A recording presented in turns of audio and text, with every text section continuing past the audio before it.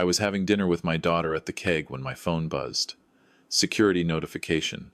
Front door motion detected.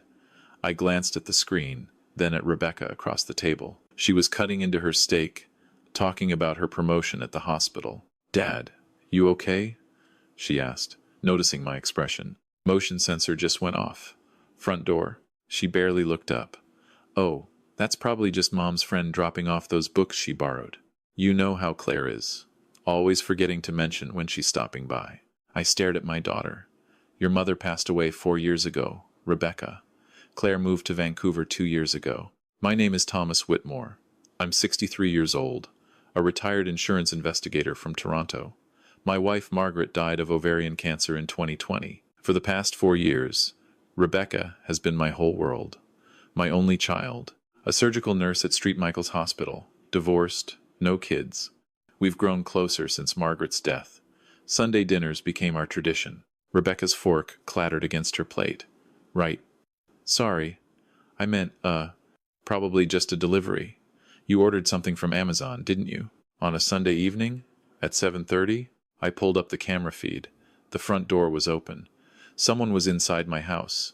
I could see a figure moving through my living room, but the angle wasn't clear enough to identify who it was. "I'm calling the police," I said, already pulling up my phone. "Dad, wait." Rebecca's hand shot across the table, grabbing my wrist. "Don't. It's probably nothing. Maybe the wind blew the door open? Your lock's been sticky lately." The door was closed and locked when we left. I checked it myself. "Just let me call first. Maybe it's the property manager doing an inspection or something." "I don't have a property manager, Rebecca. I own my house outright." But she was already dialing, her phone pressed to her ear. She stood up, walking toward the restaurant's entrance, her voice too low for me to hear. Something was wrong. Very wrong. I'd spent 35 years investigating insurance fraud. You develop instincts. Right now, every instinct I had was screaming. I opened the camera app again and switched to the interior cameras. I'd installed them after a break-in 3 houses down last year. The living room camera showed a woman, mid-40s, wearing a blazer, walking through my house with a clipboard. She was taking photos with her phone. Of my furniture, my walls, my family photos.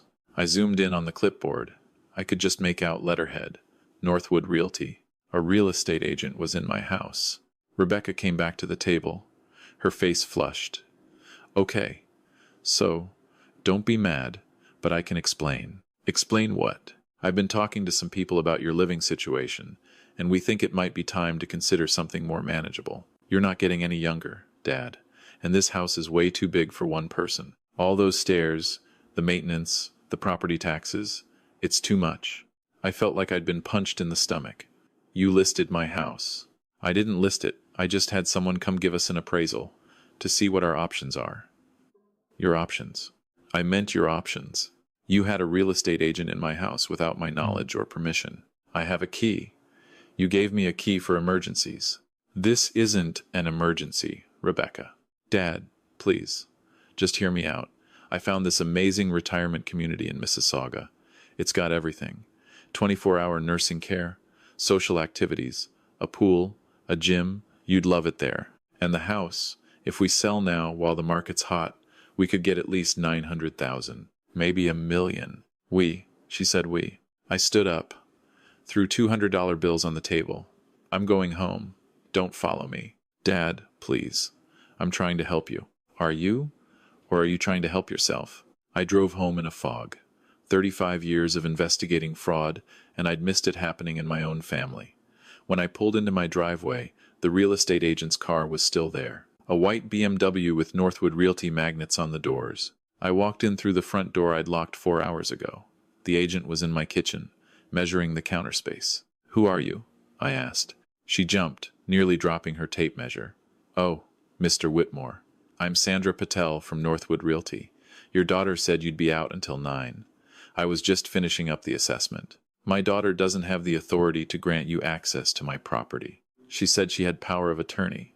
She showed me documentation. My blood went cold. What documentation?" Sandra pulled out her phone, scrolling through photos. She showed me a scanned document.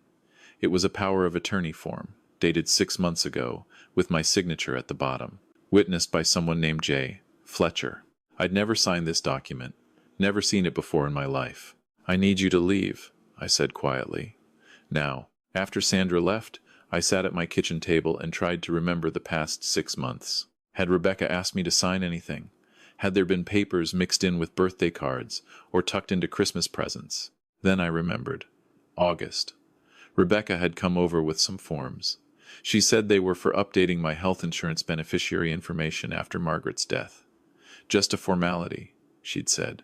I'd been distracted that day. The anniversary of Margaret's diagnosis. I'd signed without really reading. I went to my filing cabinet in the den.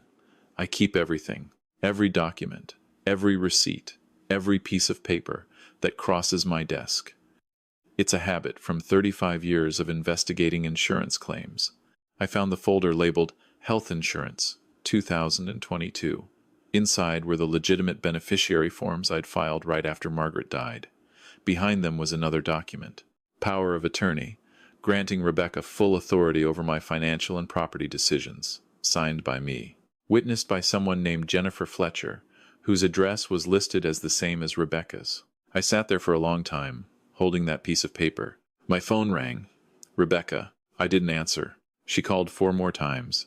Then the text started. Dad, please pick up. I can explain everything. I was trying to help you. You're being unreasonable. That last one made me laugh. A bitter, hollow sound. I opened my laptop and started doing what I do best. Investigating. First, I checked my bank accounts. I still had online access to everything. Nothing seemed out of place. My pension deposits were regular. My bills were being paid. Savings account untouched.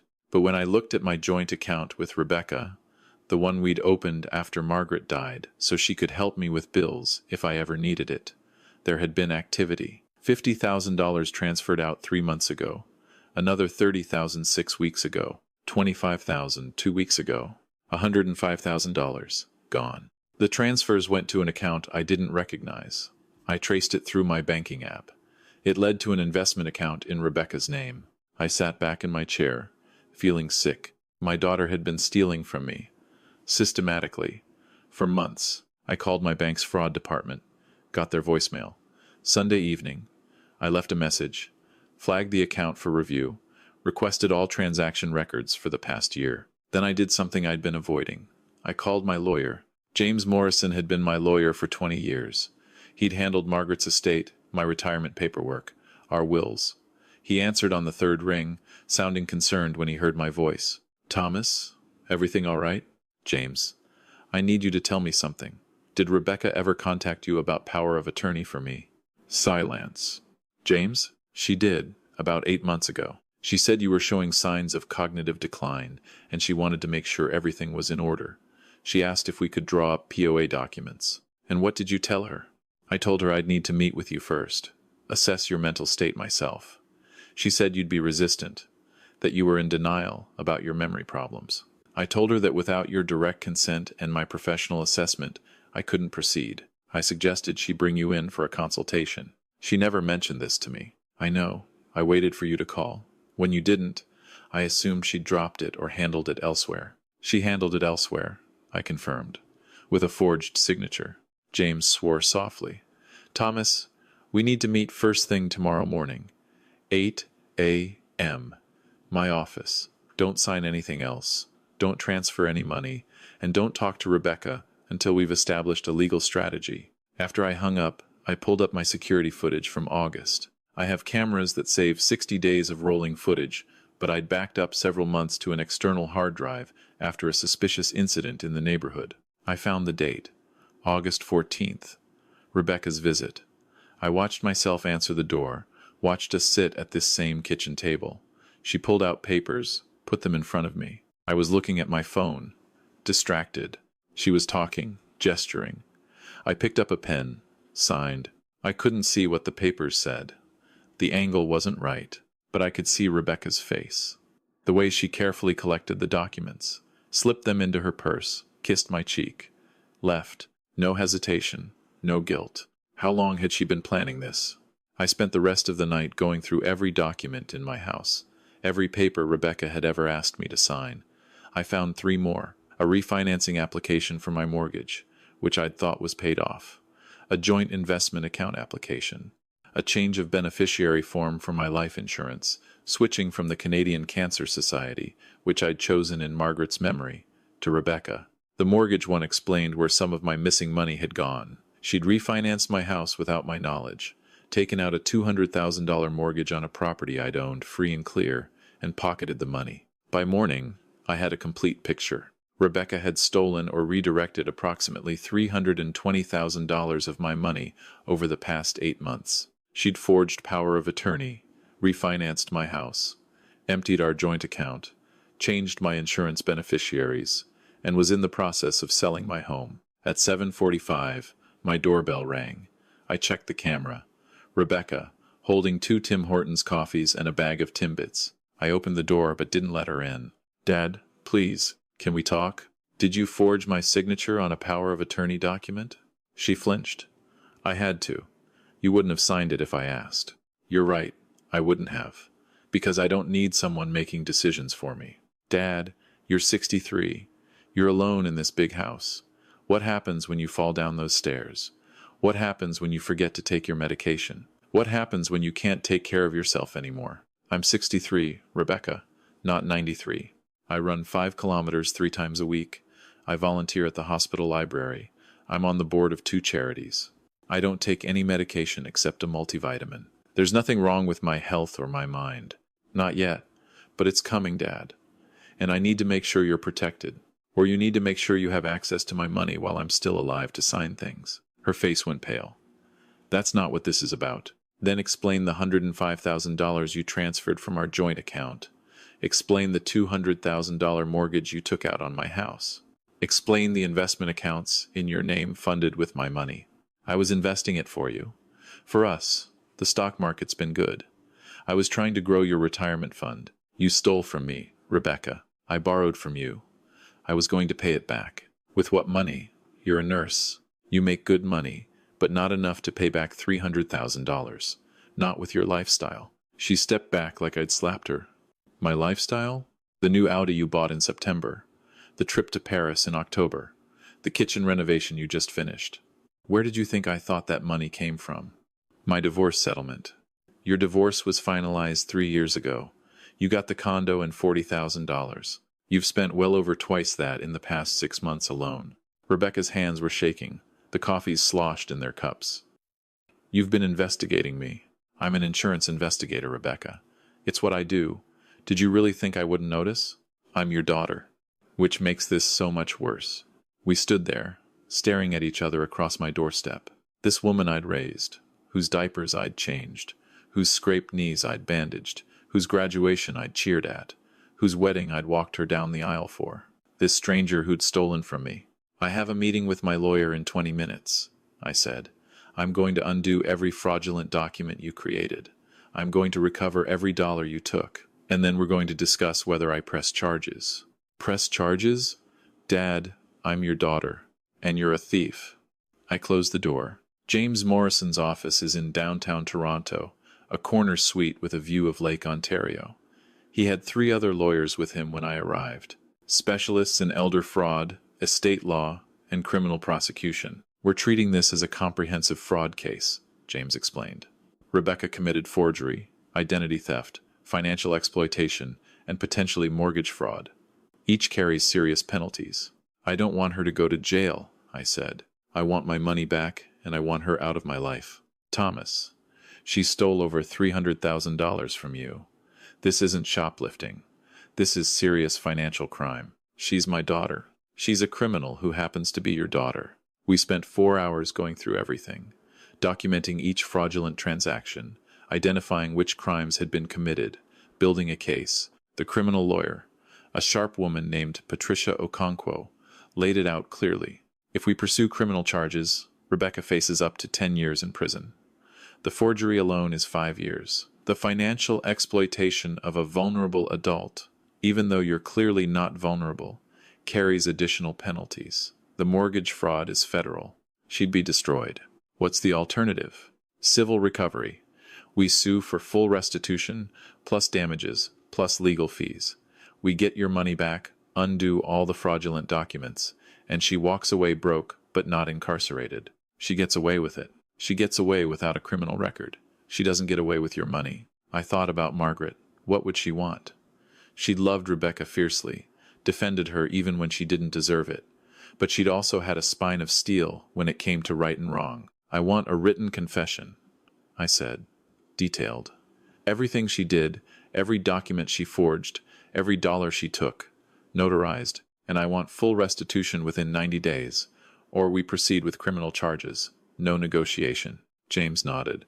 I'll draft the agreement. Rebecca's lawyer called the next day. She'd hired someone, which meant she knew how serious this was. They wanted to negotiate. There's nothing to negotiate, James told them.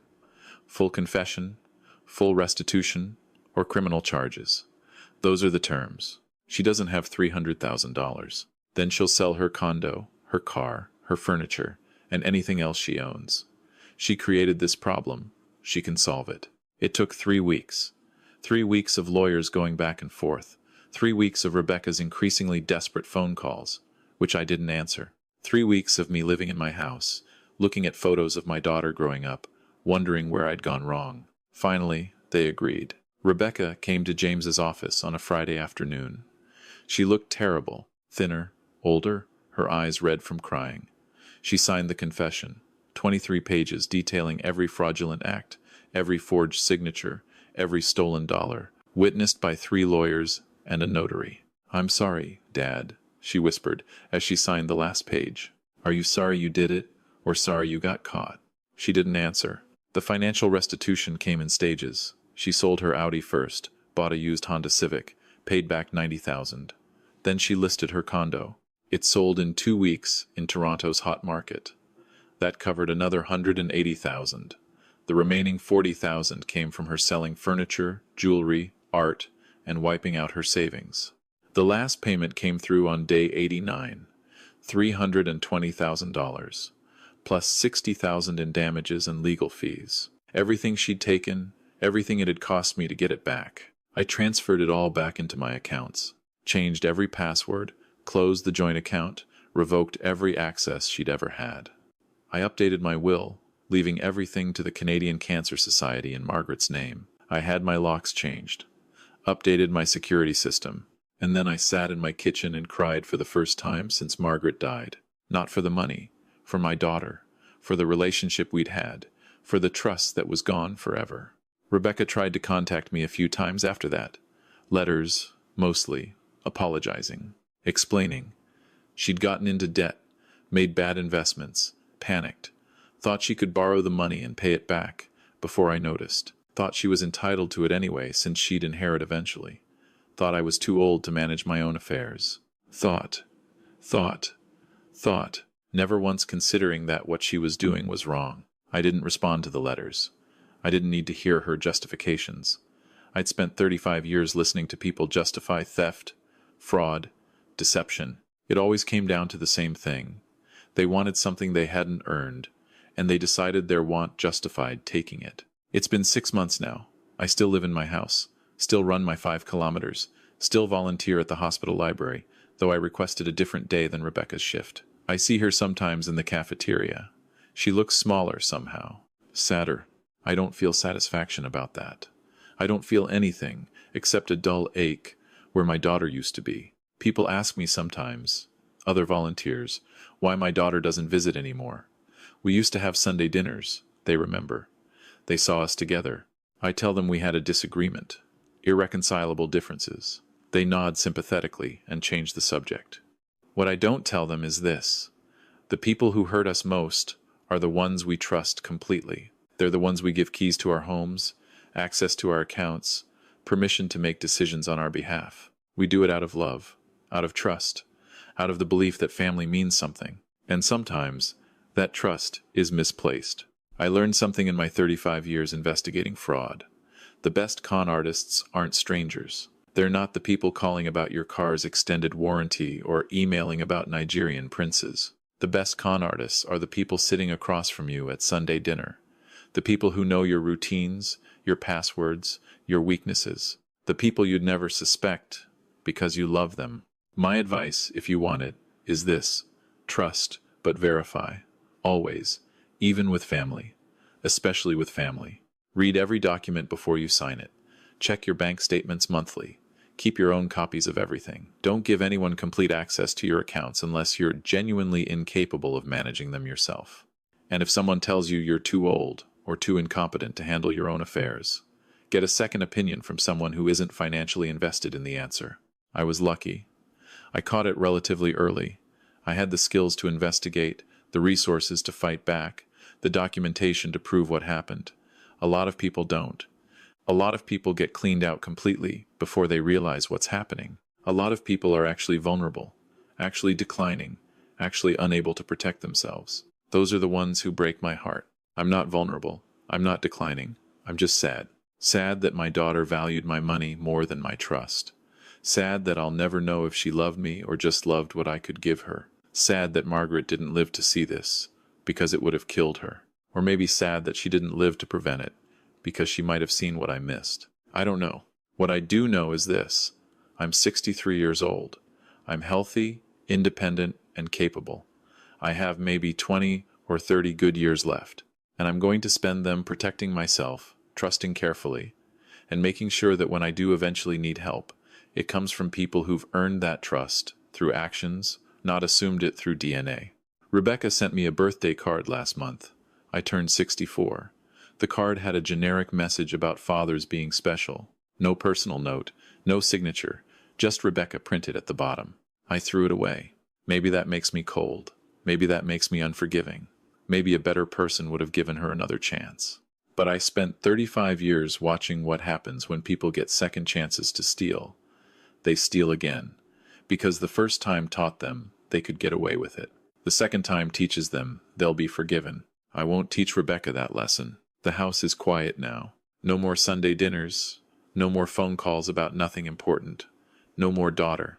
But it's mine, my name on the deed, my money in the bank, my decisions about my future, and that's worth more than I ever thought it would be.